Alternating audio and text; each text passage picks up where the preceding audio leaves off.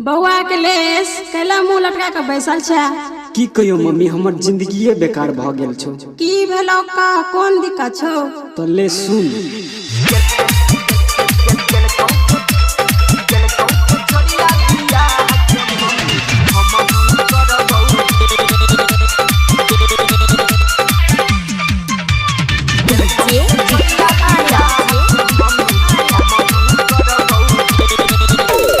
लगन लगाई दे, शादी कराई दे, हम नहीं पढ़बौगे।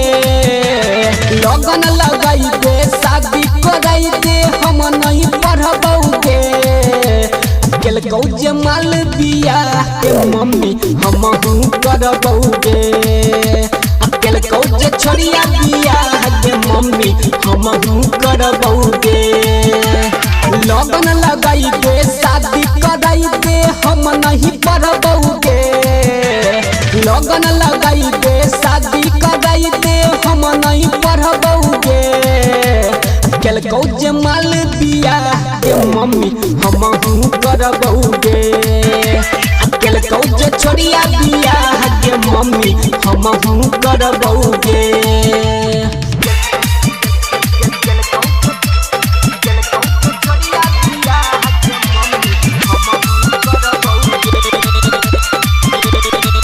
रिकॉर्डिंग बाय मैथिली म्यूजिक कुटौना बाजार।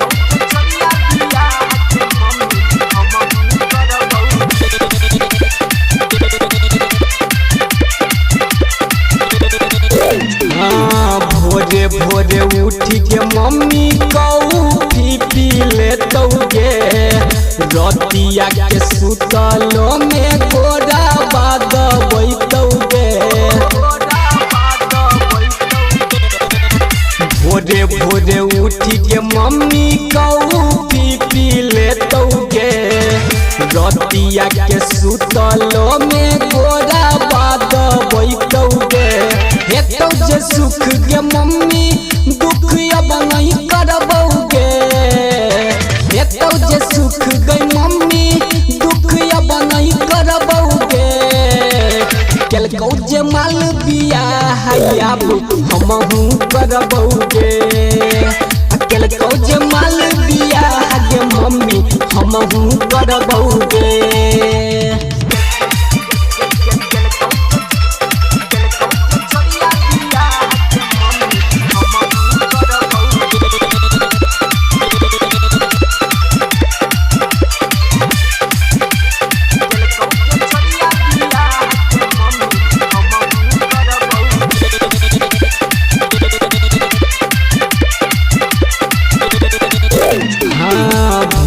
अब जवान हम मोरबा चढ़ाई दे। अपन कोमल हाथ से मम्मी तिलक लगाई दे। भेली अब जवान हम मोरबा चढ़ाई दे। अपन कोमल हाथ से मम्मी तिलक लगाई दे। राइटर देव कहै छौ साथ हम नहीं छोड़बौगे। अखिलेश परवीन कहै छौ साथ हम नहीं छोड़बौगे। केलकौ जे माल बिया के मम्मी हमहू करबौगे। केलकौ जे छोरिया बिया के मम्मी हमहू करबौगे। के कराई देना।